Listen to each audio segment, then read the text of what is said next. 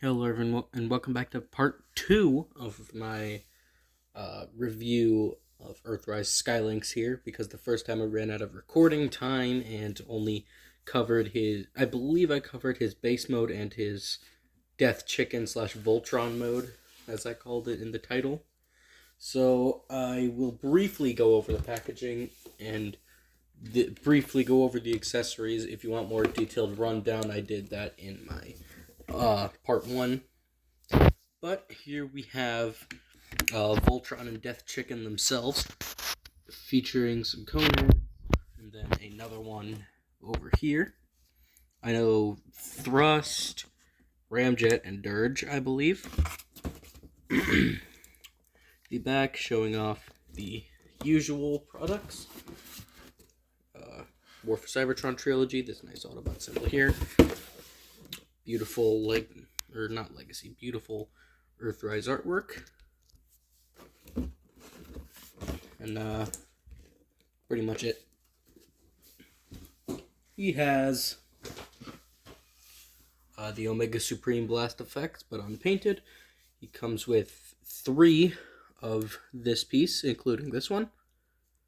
And then he has these big blasters here that typically plug onto the sides. You can either use them as thrusters or as side-mounted blasters in, I suppose, robot mode. But that's about it. I've already covered most of the details about the shuttle mode, so I'm just going to get straight into his transformation. To start off, you're going to remove these thrusters, as they are in this configuration. Then, and I do want to point out, this is one of the one of my favorite kinds of transformations, where you get to reveal the head last, which is always nice to see. First, you're going to start off with the legs. Pull this down, flip that out, and do that for all of the legs, like so. Also, this is hilarious. This is... You know what? Let's take it a step further here. Bring out the wings. There you go. Fantastic. Magnificent beast. Anyway, next step will be bringing out the tail. So you're going to take this and hinge it off to this side. And bring out this whole thing.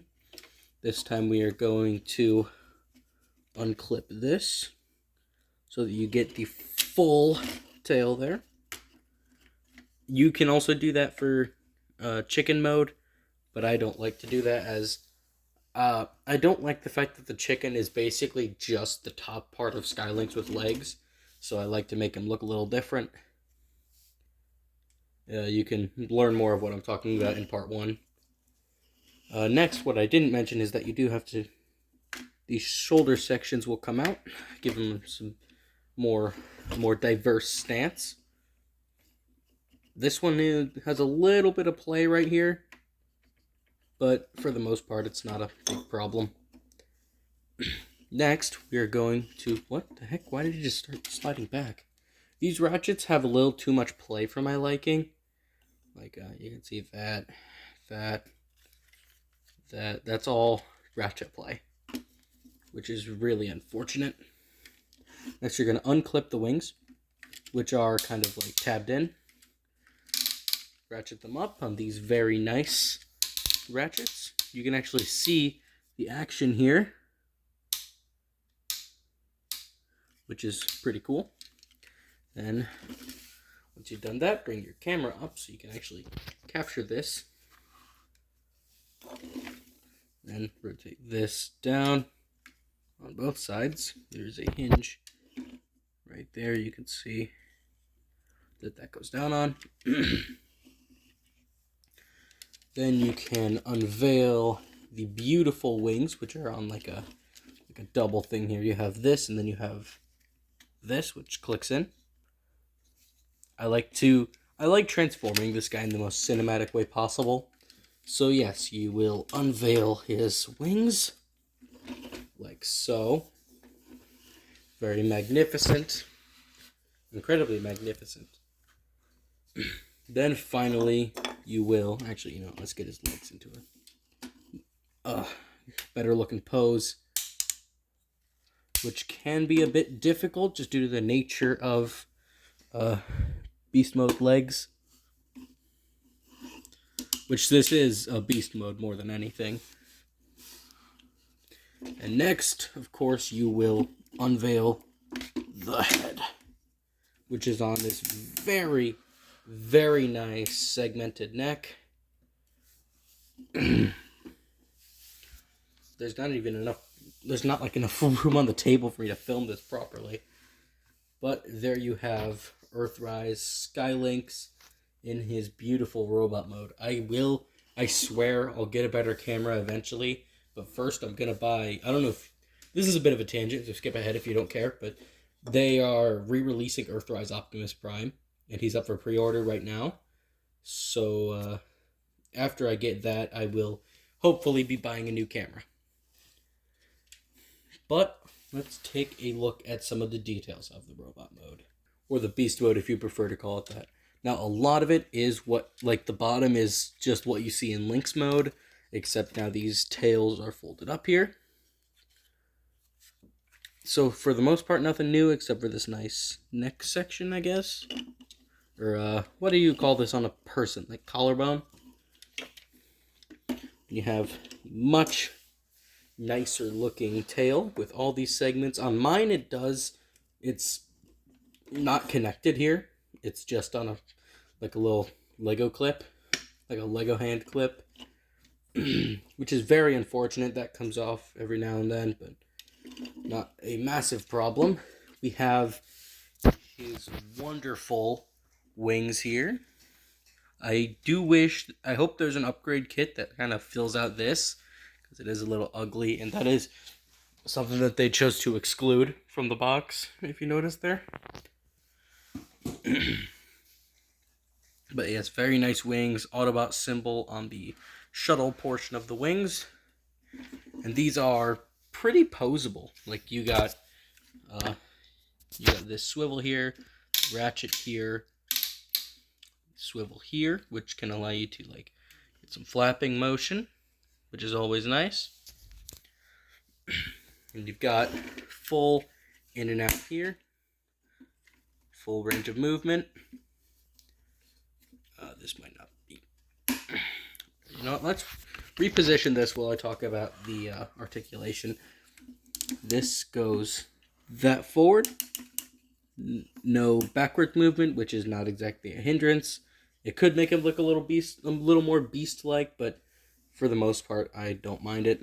He's got very deep ankle tilt, which is very cool. It does kind of click in here, which is weird. I don't know why it does that. You have bicep rotation. This one kind of like, it does that weird thing that some figures do where when you rotate the joint, it like slowly comes off. But it's not a massive problem.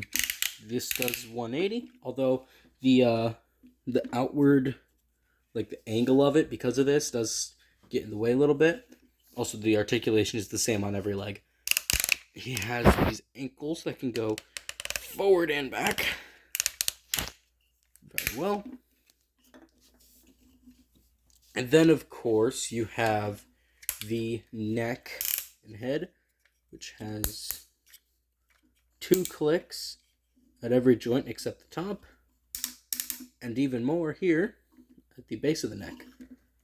This can go down that far. Also, the actual head itself is on a ball joint. You have jaw movement, and inside here is a little separate tongue piece with a blast effect part on it, so that if you want to, you can have some fire breathing action. There you go. I don't know why he breathes fire straight at the ground, but that's what he's doing. And that is pretty sturdy as well. Then you have the very top joint, which moves side to side. So you can get him in some pretty emotive movements here. You know? I like it.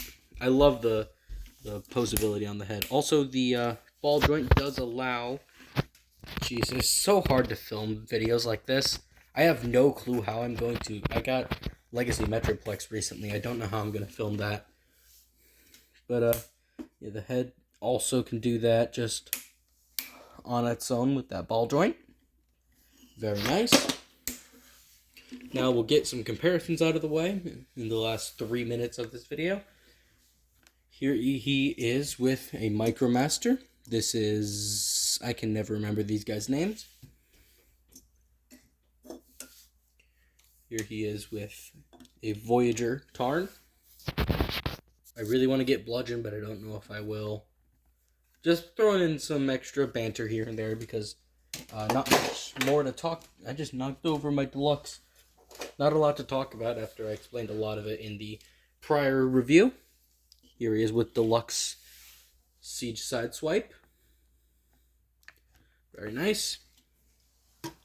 And then here he is with a Core Class Legacy Soundwave. There you go. And if you want, you know what? Why not? Here he is with Legacy Core Class Laserbeak. If you want to call that Legacy Core Class Laserbeak. This doesn't transform, by the way. This is just a cassette that comes with Core Soundwave. Here he is with another MicroMaster because I brought two. But, yeah, not a whole lot to talk about after we talked about so much in the prior review. The only reason this is even split into two parts is because I ran out of recording time and didn't want to refilm the whole thing. But I suppose that'll about do it for Legacy Skylynx. This wasn't a super in-depth review, unfortunately. But I'd say I got the major points across with this guy. The main thing you need to know is he is magnificent, absolutely worth the price. I guess some final notes about him is like he could be a little... I mean, I don't want to say he could be bigger because then that would affect price and it would also be a little weird, but like he doesn't scale too well with the other Autobots in terms of accuracy.